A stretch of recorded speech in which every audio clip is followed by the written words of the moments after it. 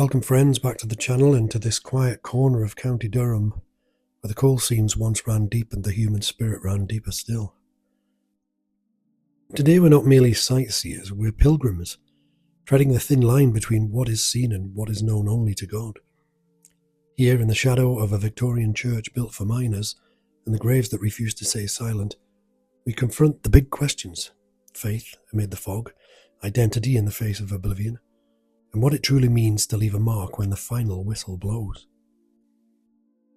Let's begin at All Saints itself, that unpretentious early English Gothic beauty raised in 1886 to 87, like a lantern in the long night of industrial revolution. No medieval ghosts haunt these walls. This church was born of necessity, a fresh-hewn beacon for the coal mining families whose lives were as precious as a match struck in a gale. The architect may have drawn plain lancet windows and a simple nave, but the real foundation was theological bedrock. The unshakable belief that even in the blackest pit, divine light could still break through. Inside, the miner's memorial stands like a silent sermon. Blood, sweat and tears carved in stone, reminding us that man does not live by bread alone, as the scriptures say. It's a testament to communal grace, a reminder that shared suffering forges unbreakable bonds.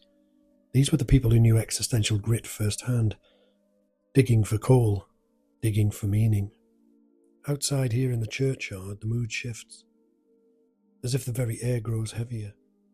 There among the Commonwealth war graves lies one stone that stops you cold.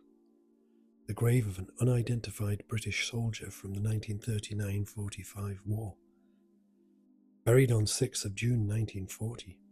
Inscribed simply, a soldier of the 1939-1945 war, known unto God. But the story beneath that inscription is pure theological thunder wrapped in human frailty. In May 1942, an elderly Langley Park couple, Mr. and Mrs. Bolton, received the telegram every parent dreads. Their son Billy was gone. The funeral at All Saints was packed with villagers. Military honours rang out like a final, futile drumbeat. Grief hit them like a ton of bricks, a kind of raw, disorienting sorrow that psychologists still study in the stages of mourning. Then, 2 weeks later, the front door opened and Billy walked in alive. The tragic administrative mix-up had buried a stranger in his place. Now, after 30 years as a funeral director, I can tell you these things do happen more than folk realise. I've experienced mistaken burials more than once in my career. None of them mine, I hasten to add. It's that classic black comedy moment. You've dotted every I, crossed every T. The coffin's been lowered with military precision. Flowers arranged just so. And then the universe decides to drop the ultimate plot twist. You're standing there thinking everything's sewn up tighter than a coffin lid, when suddenly it's all, "Hold my beer." Makes you chuckle nervously over a strong cup of tea in a chapel of rest, doesn't it? Like death itself occasionally files the paperwork under the wrong name. The whiplash psychologically for the Bolton family must have been biblical. Despair flipped into disbelief. Then joy so fierce it must have felt like resurrection itself.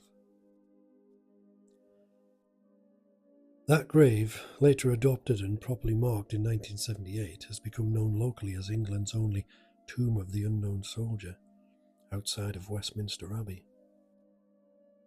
Those 3 words, known unto God, a pure gospel comfort, echoing the biblical assurance that no soul slips through the cracks of divine attention. It forces us to wrestle with the riddle of identity. Who are we when the name is stripped away? It's a stark mirror held up to life's absurdity. War's cruel lottery, where one man's body becomes another's footnote, yet still carries eternal weight. It whispers of the soul's quiet pilgrimage beyond earthly recognition.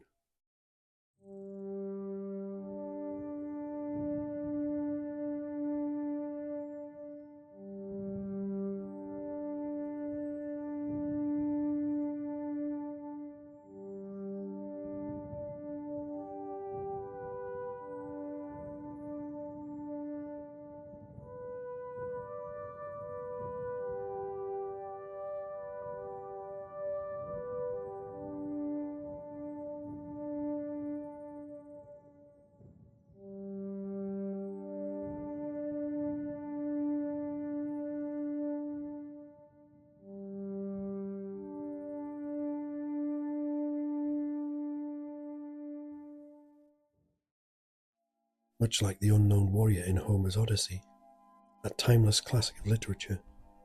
Odysseus returns home after years thought lost, disguised and doubted, his identity blurred in the fog of absence and homecoming. Here too a soldier crossed the ultimate threshold, unknown to his own, while Billy's improbable return reads like an epic twist of fate, proof that life, like the gods of old, love a plot twist.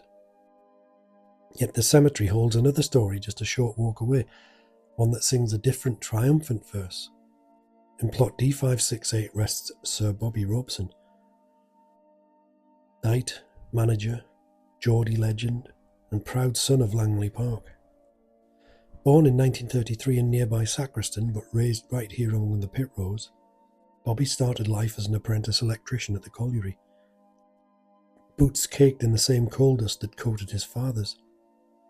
From those humble beginnings, he rose like a football soaring over the bar of adversity, captaining Fulham and West Brom, then managing Ipswich to FA Cup and UEFA glory.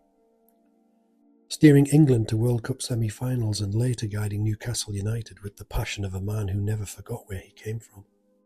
Cancer came knocking not once, but repeatedly. Yet Bobby faced it with the calm of a man who'd already played extra time. He founded the Sir Bobby Robson Foundation, pouring millions into research, living proof of the aphorism that what doesn't kill you makes you stronger, and that true victory is measured not in silverware but in lives touched. Bobby embodied resilience, the quiet determination that turns pit boy into global icon without ever losing the common touch. His life poses the existential question every thinking soul must face. What is the measure of a well-lived existence? Is it the trophies? Or the way you inspire others to keep playing when the score is against you? His humility and service echo the Christian call to love thy neighbour. His legacy feels like grace made visible. The man who knew that, in the end, we are all stewards of whatever gifts we're given. As the old idiom goes, he left no stone unturned and bent over backwards for the beautiful game and for those fighting the invisible opponent of disease. His grave, often adorned with scarves and flowers from grateful fans, it's no ostentatious monument. It's as straightforward as the man himself, a quiet reminder that still waters run deep and that the apple never falls far from the tree of its mining village roots. Standing here between those two graves, one shrouded in anonymity, the other radiant with remembrance, you can't help but feel the full weight of the human condition. The unknown soldier teaches us that some stories end in sacred silence, ashes to ashes with dignity intact. Bobby Robson shows that the other blaze, like a flare across the night sky, lighting the way for generations. Both rest in the same divine embrace, and existentially, they nudge us towards Kierkegaard's leap of faith and Camus' defined embrace of the absurd. Keep living fully even when the final score is uncertain. They affirm our deep need for connection, to be remembered, to matter, to find meaning in the match of life. So next time you find yourself in Langley Park, pause at All Saints, wander the cemetery, and let those stories settle into your bones. Life really is like a game of two halves, unpredictable, bruising, yet full of second chances and unexpected glory. As the poet said in another context, we few, we happy few, are the ones left to carry the tale. If this corner of County Durham has stirred something in your soul today, drop a comment below. Which grave or place has ever moved you to ponder the big questions? Hit like if you believe some legacies are truly known unto God, and subscribe for more journeys into history's quieter corners. And until next time, keep the faith, keep playing, and remember, every life, named or unknown, leaves its own indelible goal on the pitch of eternity. Safe travel, friends. Do come back soon. You never know what you'll find. Bye for now.